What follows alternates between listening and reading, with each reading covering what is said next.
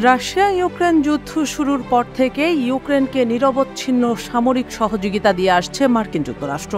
২.৫ বছরেরও বেশি সময় ধরে চলমান এই যুদ্ধে মার্কিনী সাহায্যের বদৌলতে জেলেনস্কি বাহিনী এখনও যুদ্ধের ময়দানে টিকে আছে। সম্প্রতি ইউক্রেনকে $৮০০ কোটি সামরিক সহায়তা দেওয়ার সিদ্ধান্ত নিয়েছে ওয়াশিংটন। তবে এতে কার্যত ফুঁসে উঠেছে উত্তর কোরিয়া, যার ফলেই এই $৮০০ কোটি সহায়তাকে যুক্তরাষ্ট্রের জন্য একটি মারাত্মক ভুল সিদ্ধান্ত হতে চলেছে বলে ঘোষণা করেছে কিম জং উনের দেশ উত্তর কোরিয়া। কিমের দেশের ভাষ্য, উত্তপ্ত অগ্নিকুণ্ড হাতে নিয়ে খেলছে ওয়াশিংটন।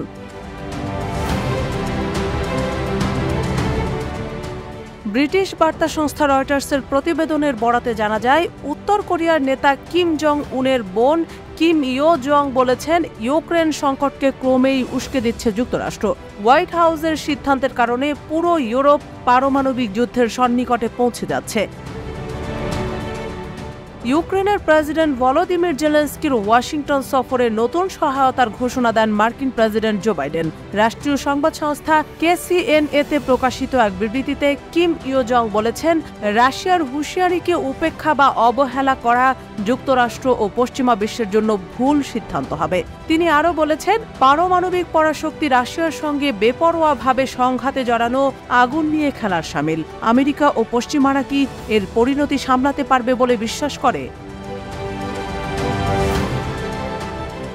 এর কিছুদিন আগে রুশ প্রেসিডেন্ট ভ্লাদিমির পুতিন পারমাণবিক অস্ত্র ব্যবহারের প্রচ্ছন্ন হুমকি দিয়েছিলেন। কোনো পারমাণবিক শক্তির সমর্থনে পারমাণবিক শক্তিবিহীন দেশ রাশিয়ায় হামলা চালালে তিনি সেটিকে যথাযথ উপায়ে প্রতিহত করবেন বলে হুঁশিয়ারি দেন। কিম ইয়ো জং বলেছেন, জেলেনস্কির সামরিক অগ্রযাত্রায় অর্থায়ন করে যুক্তরাষ্ট্র ঝুঁকিপূর্ণ এক বাজি ধরেছে, আর তাদের $৮০০ কোটি সর্বশেষ সহায়তা ঘোষণা একটি মারাত্মক ভুল ও নির্বোধ পদক্ষেপ। উল্লেখ্য যে, উত্তর কোরিয়ার শাসক যন্ত্রের গুরুত্বপূর্ণ অবস্থানে আছেন কিম ইয়ো জং। তিনি প্রায়শই রাজনৈতিক ও নিরাপত্তা বিষয়ক বিভিন্ন বিবৃতি দিয়ে থাকেন। এগুলো সুপ্রিম লিডার তথা তার ভাই কিম জং উনের আদেশেই দেওয়া হয় বলে ধারণা করা হয়। এদিকে গত ১ বছরে পিয়ংইয়ং ও মস্কো নাটকীয়ভাবে দ্বিপাক্ষিক সম্পর্ক জোরদার করেছে। দুই দেশের নেতার বৈঠকে সমন্বিত কৌশলগত অংশীদারিত্ব চুক্তির সিদ্ধান্ত হয়। যুক্তরাষ্ট্রের অভিযোগ, গত ১ বছরে রাশিয়ায় অন্তত ১৬,৫০০ কন্টেইনার অস্ত্র পাচার করেছে উত্তর কোরিয়া এবং মস্কো ইউক্রেনে এসব অস্ত্র ব্যবহার করেছে। তবে উত্তর কোরিয়া ও রাশিয়া উভয়েই অবৈধ যে কোনো অস্ত্র বাণিজ্যের অভিযোগ দৃঢ়ভাবে অস্বীকার করে থাকে।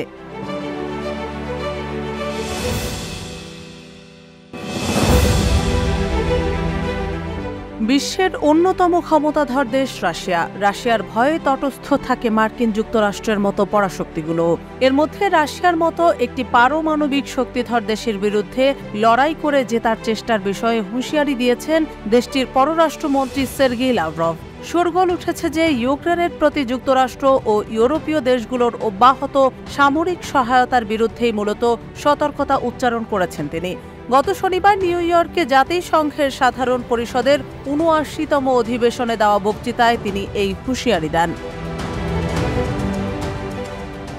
রুশ প্রেসিডেন্ট ভ্লাদিমির পুতিন পারমাণবিক অস্ত্রনীতিতে পরিবর্তন আনার ৩ দিন পর দেওয়া এই ভাষণে পশ্চিমাদের কঠোর সমালোচনা করেন লাভরভ। পশ্চিমা কূটনীতিকদের উপস্থিতিতে ঠাসা সাধারণ পরিষদের এই অধিবেশনে বক্তৃতায় লাভরভ অভিযোগ করেন, মস্কোকে কৌশলগতভাবে পরাজিত করার চেষ্টা হিসেবে পশ্চিমারা ইউক্রেনকে হাতিয়ার হিসেবে ব্যবহার করছে। একই উদ্দেশ্যে আত্মঘাতী জায়গায় ঠেলে দিতে ইউরোপকে প্রস্তুত করা হচ্ছে। ইউক্রেন যুদ্ধ শুরু হওয়ার পর থেকে পারমাণবিক হুমকি ও সংঘাতের ভয় ছড়াচ্ছে রাশিয়া।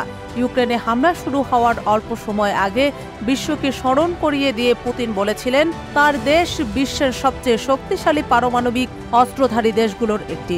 যুদ্ধ শুরু হওয়ার অল্প সময় পরেই নিজেদের পারমাণবিক অস্ত্র বিষয়ক বাহিনীকে সর্বোচ্চ সতর্ক অবস্থায় থাকার নির্দেশ দিয়েছিলেন তিনি।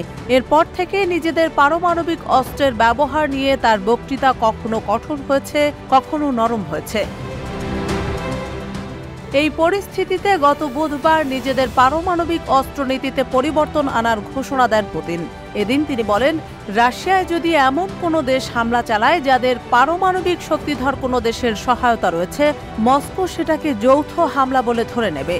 এমন পরিস্থিতিতে রাশিয়া পারমাণবিক অস্ত্র ব্যবহার করবে কিনা তা অবশ্য স্পষ্ট করেননি পুতিন, কিন্তু তিনি জোর দিয়ে বলেছেন, প্রচলিত কোনো হামলা আমাদের সার্বভৌমত্বের জন্য গুরুতর হুমকি হিসেবে দেখা দিলে জবাবে রাশিয়া পারমাণবিক অস্ত্র ব্যবহার করতে পারে। এদিকে যুক্তরাষ্ট্র ও ইউরোপীয় ইউনিয়ন পুতিনের ঘোষণাকে দায়িত্বজ্ঞানহীন বলে মন্তব্য করেছে। তবে শনিবার জাতিসংঘের সাধারণ পরিষদের অধিবেশনে লাভরভের বক্তৃতার তাৎক্ষণিক কোনো প্রতিক্রিয়া দেয়নি যুক্তরাষ্ট্র।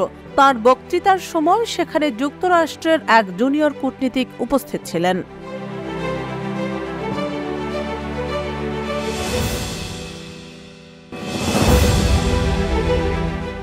মধ্যপ্রাচ্য জুড়ে বিরাজমান অস্থিতিশীল পরিস্থিতি নিয়ে উদ্বিগ্ন গোটা বিশ্ব।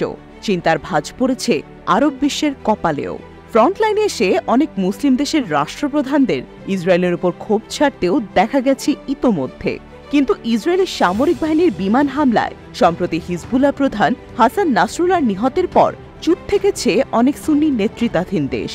এই বিষয়টি ইসরায়েলের প্রতি ক্ষুব্ধ জনসাধারণ এবং ইসরায়েলের সাথে সম্পর্ক স্বাভাবিক করা বা হিজবুল্লাহর পৃষ্ঠপোষক ইরানের বিরোধিতা করা কর্তৃপক্ষের মধ্যে বিভাজনকে স্পষ্ট করেছে। বার্তা সংস্থা রয়টার্সের প্রকাশিত এক প্রতিবেদনে আরব বিশ্বের বিভাজনের তথ্য উঠে এসেছে।